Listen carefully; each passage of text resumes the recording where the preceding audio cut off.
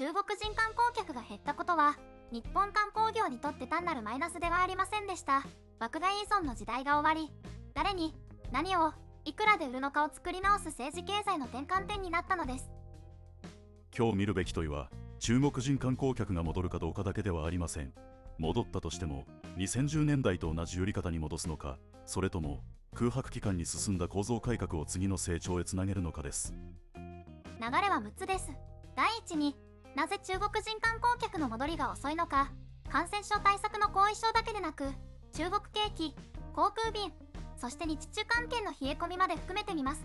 次に、市場の多極化、爆買いから体験への変化、地方と DX、最後に現地の声と政策課題です。まず出発点です。2019年、訪日中国人は約959万人に達し、訪日外国人の大きな柱でした。消費でも存在感は圧倒的で、家電、化粧品、ブランド品をまとめ買いする爆買いが象徴でした。ところがパンデミックとゼロコロナ政策で柱が消え、再開後も戻り方は鈍りました。背景には景気や航空便だけでなく、処理水、安全保障、対中環状など日中関係の冷え込みがあります。旅行会社や観光地は政治で需要が止まるリスクを改めて見せつけられました。回復局面でも差は明確でした。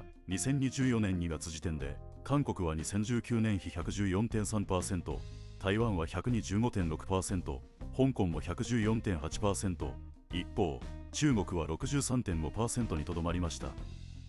理由は一つではありません。中国側の水際緩和の遅れ、不動産不況や若年失業、日中路線の便数不足に加え、日中関係の悪化が旅行心理を冷やしました。個人が行きたいと思っても、団体商品や企業旅行が出にくい空気が残ったのです。特に航空便は観光需要の欠陥です。便数が少なければ旅行商品は高くなり、地方路線も組みにくくなります。2024年冬ダイヤ時点で日中路線はコロナ前の約 75.6% とされ、完全復旧ではありませんでした。それでも日本全体のインバウンドは沈みませんでした。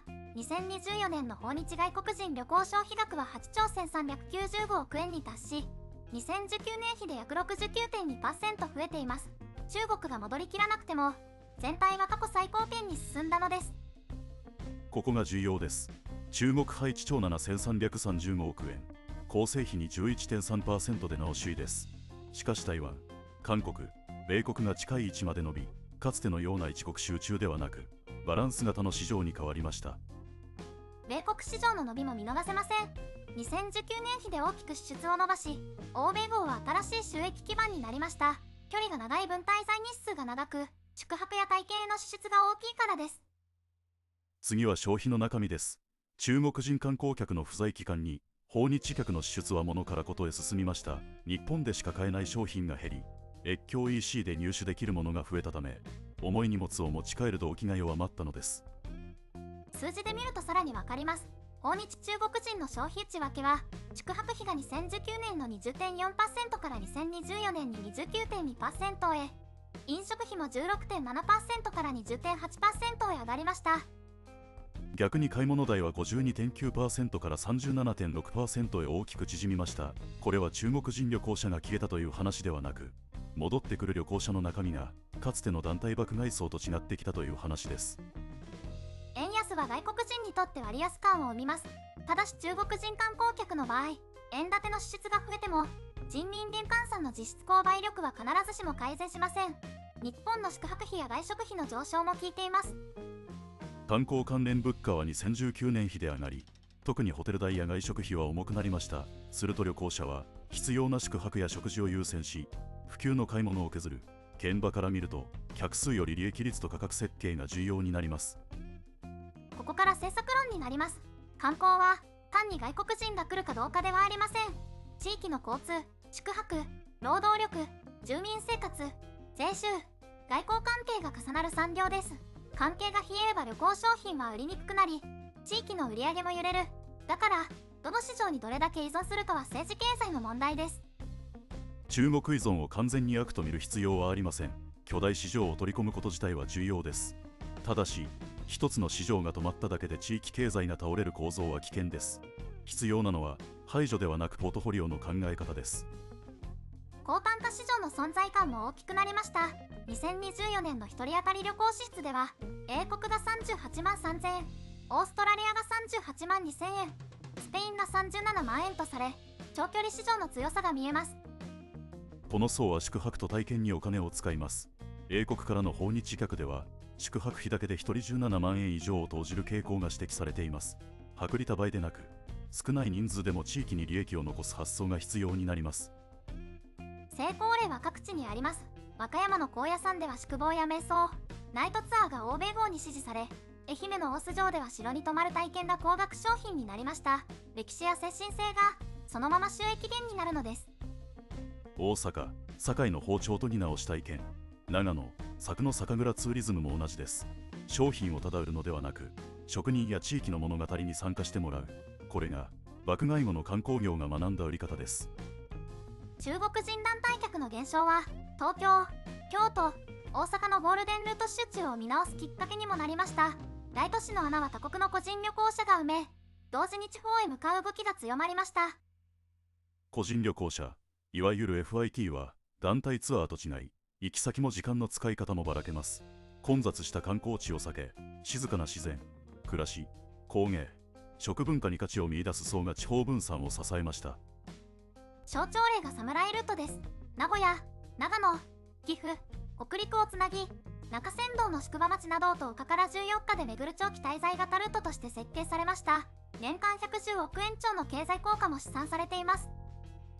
地方分散は突然始まったわけではありません。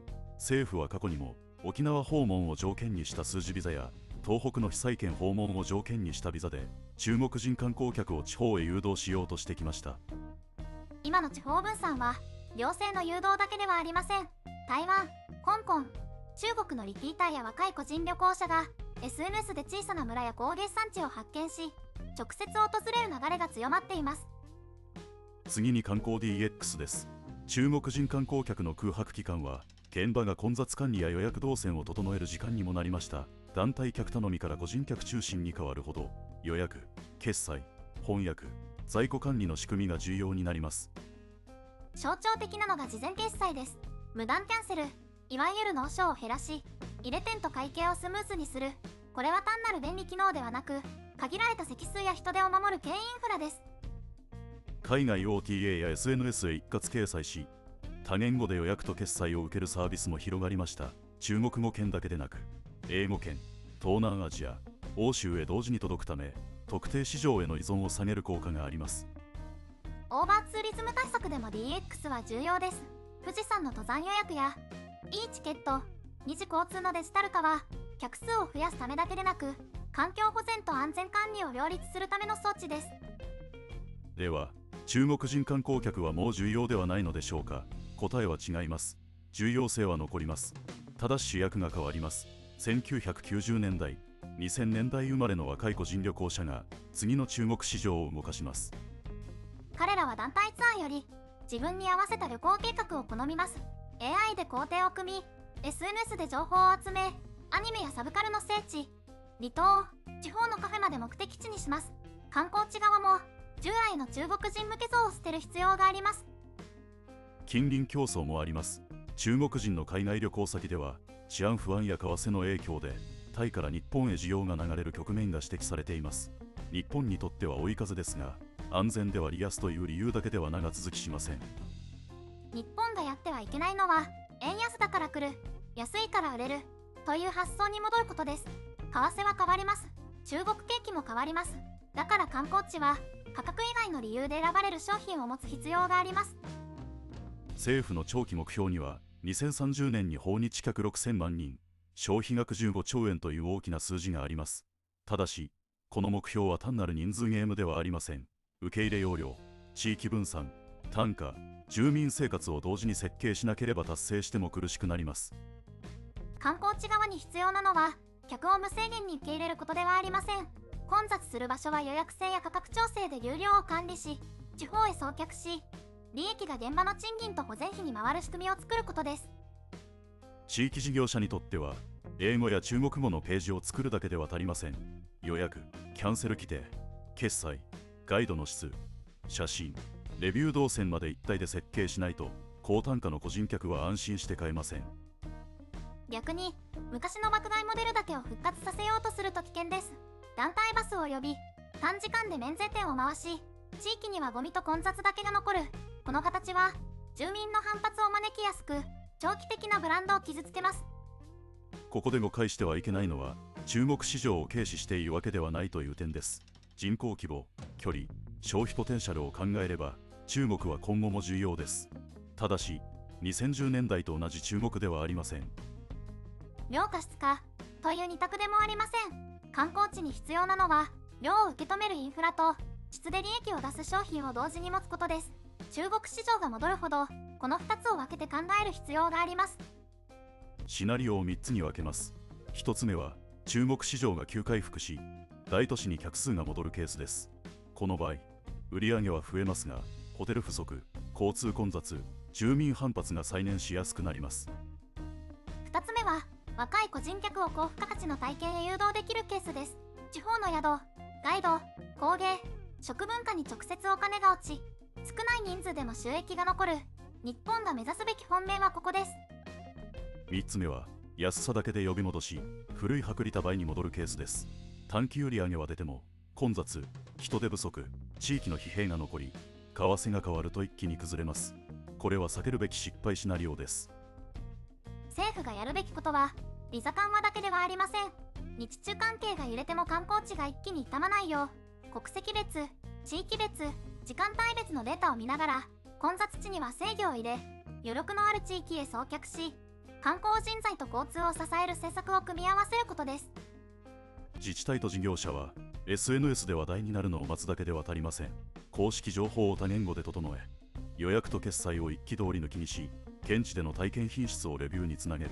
ここまでやって初めて個人旅行者の選択肢に入ります。では現地ではどう受け止められているのか。免税店やバス会社から見れば大口の中国団体が減った穴は大きい。一方で宿泊、飲食、体験事業者からは少人数でも長く滞在しきちんと払う客を増やしたいという声が強い。観光業は客数回復を待つだけでなく利益の残る客層へ組み替えています。住民側の声はさらに複雑です。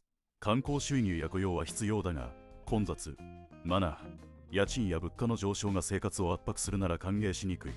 だから現場では予約制、時間分散、交通整理、地域への還元を求める声が出ます。観光業が伸びるほど現地の納得を作る政治が必要になります。今後の監視ポイントは5つです。日中関係が旅行心理にどう効くか、中国の航空便がどこまで戻るか、中国景気が旅行支出にどう出るか、円安が続くか、そして大阪・関西万博後に地方周遊へ流れを作れるかです。大阪・関西万博は単発イベントで終わらせるか地方周遊の入り口にするかで意味が変わります。万博で来た客を関西、瀬戸内、北陸、九州へどう送るか、ここに次の観光政策の実力が出ます。まとめます。第一に中国人観光客の減少は感染症と景気だけでなく日中関係の冷え込みが観光需要に影響する現実を見せました。